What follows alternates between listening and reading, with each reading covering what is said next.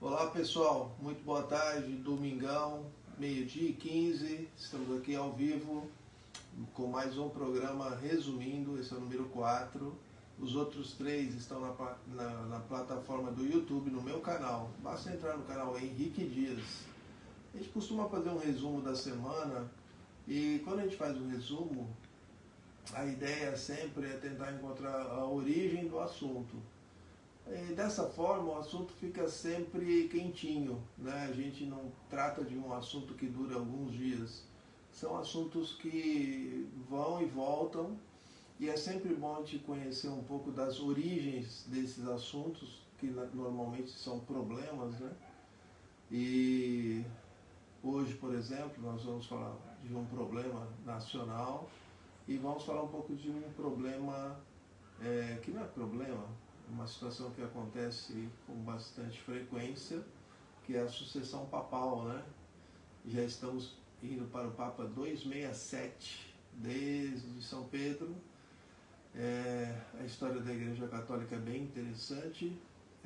Eu recomendo a todos vocês que sejam católicos e que tenham assim, uma certa dúvida com relação à história da Igreja, a atuação da Igreja nos últimos 1000 anos, nos últimos 1500 anos. Existem historiadores católicos que vão te apresentar documentos e que você vai ficar abismada, né? Você vai ficar abismado de saber que foi enganado durante toda a sua vida com histórias que não condizem com a verdade, nem a verdade contida na Bíblia, que são as verdades eternas, e nem a verdade histórica. Vamos lá, eu sugiro para vocês, já que a moda desses últimos dias tem sido a morte do Papa, o enterro, o funeral do Papa, e também a questão sobre a sua sucessão, né? Isso dominou os noticiários e eu recomendo que vocês assistam os podcasts e os vídeos do Lucas Lancaster, do Rafael Tonon e do Marcelo Andrade. São bem interessantes. São 3 historiadores muito sérios, renomados, inclusive autores de vários livros, todos eles, e são católicos, né?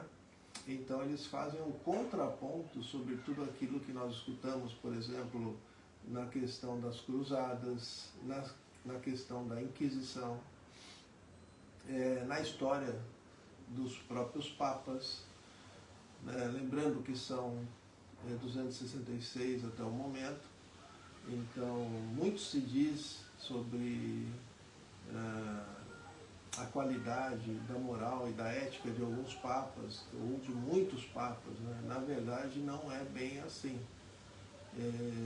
E esses caras são muito sérios e eles realmente apontam na história da Igreja Apostólica Romana todas as possíveis, digamos assim, presenças de papas não muito de pouca credibilidade, né? De pouca credibilidade inclusive moral e ética. Existem sim alguns, eles dão os nomes a esses papas, mas é uma fatia muito pequena, né? E existem papas que até não eram tão bem vistos antes de serem papas e que ao tornarem-se papas mudaram completamente e passaram a ser pessoas dignas daquele posto que estavam ocupando. Então tem a história de muitos papas que viraram santos, né? E todos os critérios utilizados para canonização, como funciona isso, são detalhes, são muitas coisas e só mesmo fazendo uma entrega de uma boa parte do seu tempo para assistir essas aulas desses professores, para entender um pouquinho, né? Existem frases muito feias, né? Igual eu falo muito do museu, que eu tomo conta, né? Frases pejorativas Quem vive de passado é museu e tal. E essa frase vai para frente, ela é repetida inúmeras vezes, né?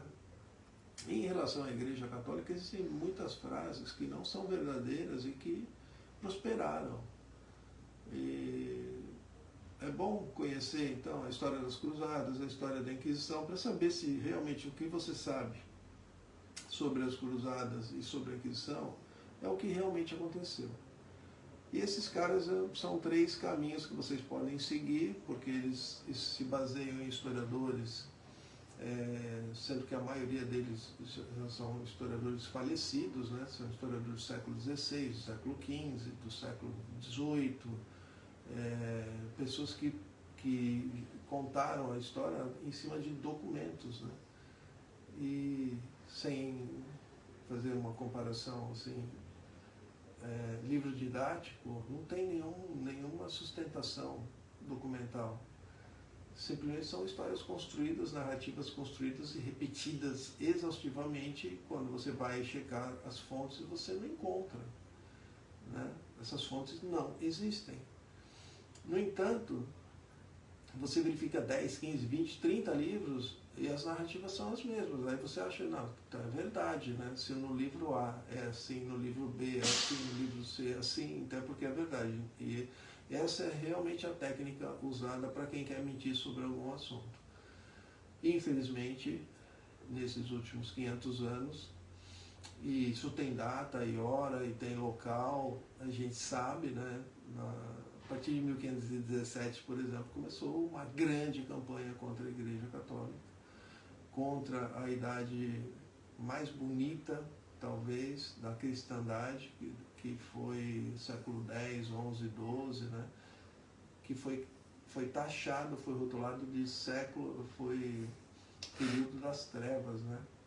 E ao contrário, né? Quem vai hoje até a Europa, em várias cidades de diversos países, você vai encontrar as maravilhosas catedrais, né?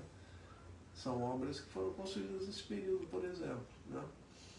O gótico não tem nada a ver com o escuro, com o negro, ao contrário, a valorização do espaço, da luz, né?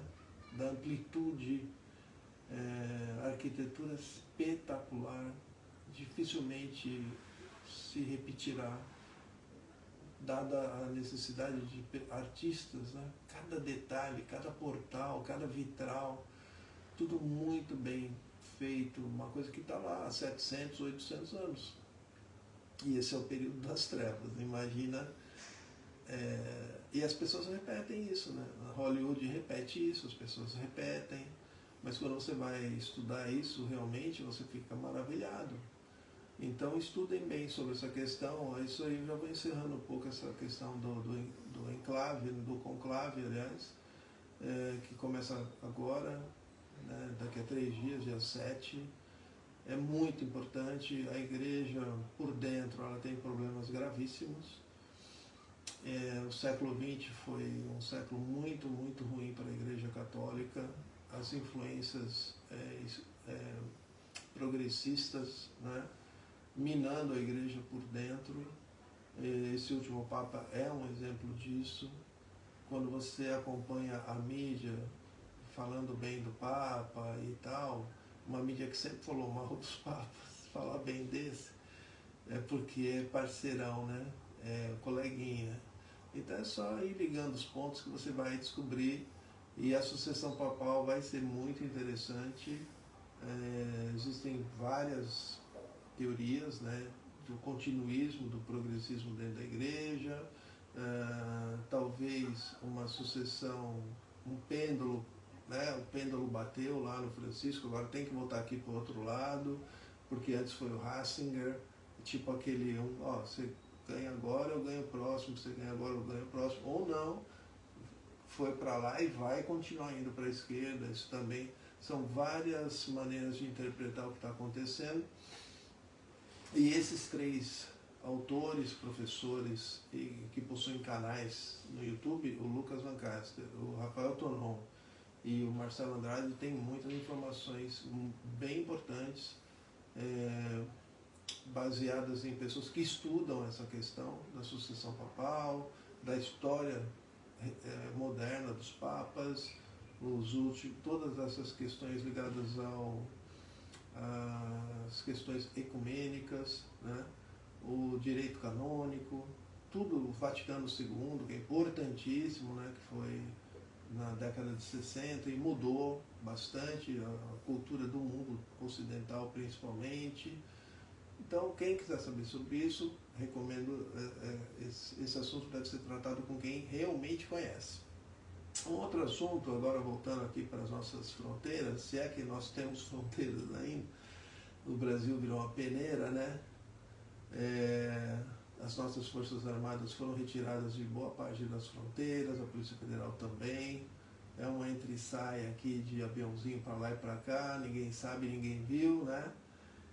As riquezas do nosso país indo embora e entrando muita droga, infelizmente. O Brasil se tornou um entreposto de droga para todo mundo. A apreensão de drogas nos portos e aeroportos do Brasil cresceram muito, principalmente no governo anterior. Os gráficos são impressionantes, impressionantes. Multiplicação, né, da apreensão das drogas, principalmente daquela branquinha, né, que aqui na internet a gente não pode ficar falando certas palavras porque o algoritmo bloqueia o vídeo. Então, internamente, nós não temos mais aquelas fronteiras que um país soberano deve ter, né? O acesso a todos 100% do território também não se pode ter, porque já tem uma parte do nosso território que pertence a uma certa categoria de brasileiro, e outros brasileiros não podem ir nesse território, mas estrangeiros podem ir. Quer dizer, são essas incoerências que me forçam a dizer a vocês, e eu tenho repetido isso em alguns comentários, que a República acabou. A República acabou, ela começou podre lá em 1889 e ela agora está completamente apodrecida. Infelizmente, passamos esses 136 anos, estamos prestes a completar 136 anos de etapas, uma mais negativa que a outra, uma mais nefasta que a outra. Nós fomos abandonando, né, a nossa condição de império, de um país realmente um império que existia dentro do que se conhece por nação, é incomparável com o que é hoje, né? A nossa soberania de antes, o nosso poderio militar de antes, o nosso poderio mercantil, né? A nossa marinha era uma das maiores do mundo, estava com certeza entre as 5 maiores marinhas do mundo. Em que lugar vocês acham que a nossa marinha está hoje, né? A gente nem sabe, não tem nem noção, mas pode pôr abaixo da 20ª, 30ª, eu nem pesquisei, estou chutando, tá? Mas à frente do Brasil tem Japão, China, Coreia do Sul, Coreia do Norte, Rússia, a Alemanha, França, Inglaterra, Estados Unidos, Canadá, uma série de países aí. Nós devemos estar para baixo do 20º, Índia está acima do Brasil, Austrália. Vou até pesquisar isso para um próximo comentário. E aqui no Brasil, então, nós estamos vivendo realmente um processo de fundo do poço, não sei, né? Porque aqui nós sempre nos surpreendemos com um alçapão que está lá no fundo do poço, né? Mas o fato é que novamente se repete a história, como já sabíamos que isso iria acontecer, né? Porque cobra venenosa pica, né? Aranha venenosa pica, escorpião venenoso pica e ladrão rouba, né? Eu só posso dizer isso porque é o que aconteceu nos últimos anos, em cima de pessoas, as mais frágeis são os aposentados e são os 80% já, segundo as últimas investigações, pessoas analfabetas e que vivem em áreas rurais. Retirar R$30 de uma pessoa dessa é algo tão criminoso, porque, sabe, numa região dessa, tão pobre, né, como a Caatinga, R$30 significam muitas refeições a menos, né? muitos cuidados a menos com quem precisa. Esse crime, e da forma como está sendo divulgado ainda, tratado como desvio, como desconto, inapropriado. Não, é roubo, roubaram. E demorar 10 dias para o maior responsável, até onde a gente sabe, né, o topo da pirâmide, o cara tem que ser demitido imediatamente, tem que ser abertas as investigações, esse dinheiro tem que ser recuperado, devolvido para essas pessoas, né? E é por isso que eu falo que a República acabou. É simples assim. Porque a gente fica tentando resolver, vamos tentar arrumar um carro com ele rodando na estrada, é impossível, não dá para abrir o motor, mexer no motor, né, trocar peças do motor com o carro andando. Essa é a situação no Brasil. E a gente fica tentando arrumar ideias e projetos para melhorar. Não, olha, há 50 anos que eu escuto que o Brasil será o país do futuro. O futuro já chegou várias vezes e nada, né? Então, acho que a ideia central hoje não é essa. A ideia central é o que nós vamos fazer daqui para frente. Vamos continuar fazendo esse teatro de que está tudo bem, é uma fase, que na próxima eleição a gente tem que escolher melhor. Aliás, falando nisso, uma das prioridades hoje de uma certa parte do Congresso é aumentar de 513 para 527 deputados federais. O povo não está nem aí, o povo está assistindo futebol ainda, está assistindo novela ou Big Brother, e os caras estão aumentando o número de parlamentares, sendo que deveriam diminuí-los, né? Os números em todas as câmaras municipais, em todas as assembleias legislativas, tem que diminuir, não é aumentar, né? Eu sempre comento com as pessoas que não sabem disso, por exemplo, Miami, uma cidade da Flórida, que todo mundo elogia, vai para lá, nunca vi ninguém voltando falando mal de Miami. Só tem 5 vereadores. 5 vereadores. É uma cidade que tem 500 mil habitantes. Por que uma cidade aqui do Brasil que tem 290 mil tem que ter 19 vereadores? A outra cidade que tem 80 mil tem que ter 13 ou 14 vereadores? Né? Aí você multiplica isso por 5.570 municípios, aí você vai passar de 60 mil vereadores. Esse número tinha que cair drasticamente para 10 mil. Né? Olha quantos milhões por mês, bilhões por ano nós iríamos economizar. É só fazer conta, gente. É tão simples. É tudo, faz conta.